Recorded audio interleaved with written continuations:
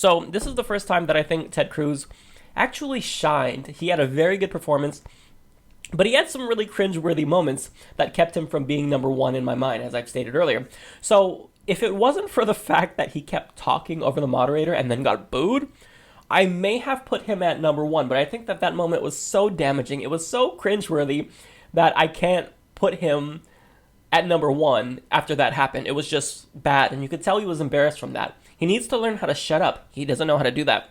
Now, I think that when it comes to his battles against Marco Rubio, I think he won every single time. He won on foreign policy, and he made a really strong case for non-interventionism, which I actually agree with. Yes, I agree with something that Ted Cruz said. This is insane to me. I'm actually questioning myself right now. But nonetheless, I think he made a pretty good point when it came to why we should not intervene in foreign affairs that don't involve us. He also talked about how we shouldn't topple dictators and arm mythical moderate rebels. That was his quote. And I think that he made some fantastic points, and he really differentiated himself from the establishment candidates. Now, he also outshined Rubio when it came to immigration, just for no particular reason. I thought that he was less flustered than Rubio. You could tell Rubio didn't know how to respond to Cruz's attacks, whereas Cruz just kept them coming. So I think that that was beneficial for him.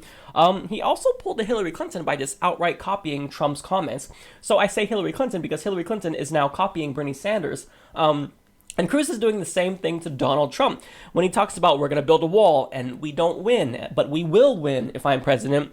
Well, this rhetoric is plagiarism of Donald Trump.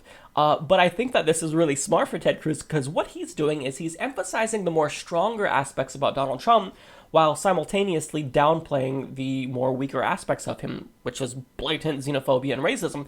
Now, we all know that Ted Cruz is also a xenophobe and a racist himself, but he's more subtle about it. He's less overt, and I think that this could potentially help him, because the crazy right-wing supporters who are of these candidates who are voting in the primaries, well, they're going to think that that's going to make him more electorally viable and vote strategically for Ted Cruz because of this. Because basically, you're getting what you think is seemingly Donald Trump without the craziness. But we all know Ted Cruz is crazy.